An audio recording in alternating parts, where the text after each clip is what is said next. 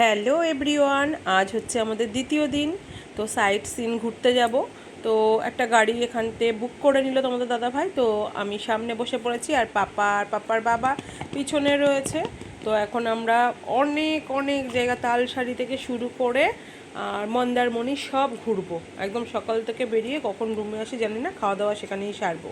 তো রাস্তায় যেতে যেতে অনেক সুন্দর সুন্দর জিনিস দেখছি।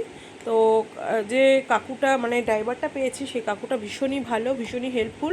আর সব কিছু আমাদেরকে বলছে, বোঝাচ্ছে, শেয়ার করছে অনেক কিছু। তো বলেছে আজ একটা দারুণ মন্দিরে নিয়ে যাবে, জাগ্রত মন্দির। তো দেখাটা সরকারি বাস যাচ্ছে। তোমাদের দাদাভাই আমাকে আবার বললো টাইমিংটা দেখে নাও কখন। তো যদিও আমরা এই বাসে যাতায়াত করি না।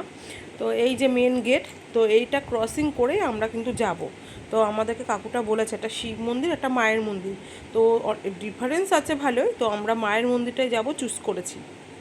তো চলো যাওয়া যাক। তো রাস্তায় দেখো আমরা উঠে গেছি।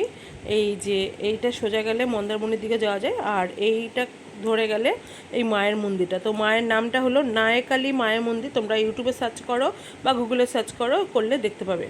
তো আমরা এখন মার মন্দিরের দিকে রওনা দিয়েছি। এখন মন্দিরে আমরা যাব। তো কপাল যদি ভালো থাকে আমরা অবশ্যই প্রসাদ পাবো। তো তো চলো, আশা তো অনেক মনে থাকে। তো মায়ের দর্শনটা আগে করা কিন্তু জরুরি। তো আমরা দর্শন করে প্রসাদ নিয়ে আমরা বেরিয়ে পড়েছি। আমরা এদিকে যাচ্ছি। তো কাকু আমাদেরকে একটা মজাদার জিনিস মানে বলছে, মজার বলতে কি এটা বাস্তবে হবে হয়তো। তো বলছে এই ব্রিজটা হলো মায়ের নামেই পরিচিত, নায়কালী মায়ের নামেই পরিচিত। তো এরপরে মানে এটা আমরা তো সড়ক পথে দীঘাতে যাতায়াত করি, জলপথে যারা আসবে সেখানে নাকি একটা মানে পথ চালু হচ্ছে। তো সেখানে আসার জন্য তো এই যে সেই পথটা এখানে এসে নাকি দাঁড়াবে। এখান থেকে জলপথে কলকাতা থেকে নাকি লঞ্চ ছাড়বে। তো এখনও বহু দূরের গল্প। আর এই যে রাস্তাটা দেখছো, এই রাস্তাটা দিয়ে নাকি এই মানে দিল্লি ওঠা যায়।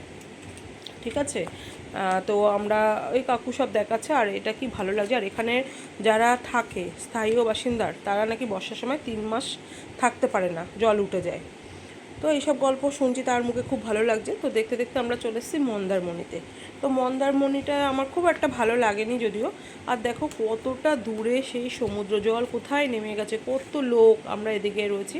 তো আমার পাপা না একটা মজাদার জিনিস দেখে হাসছে, কিন্তু সেটা তোমাদের সাথে শেয়ার করবো না, করার মতন না। যাই হোক, তোমাদের দাদাভাই একটু গেছে আমাদের জন্য খাবারের আয়োজন করতে। তো আমাদের ট্রিপটা কেমন লাগলো, আমরা তো ভীষণ এনজয় করছি। তো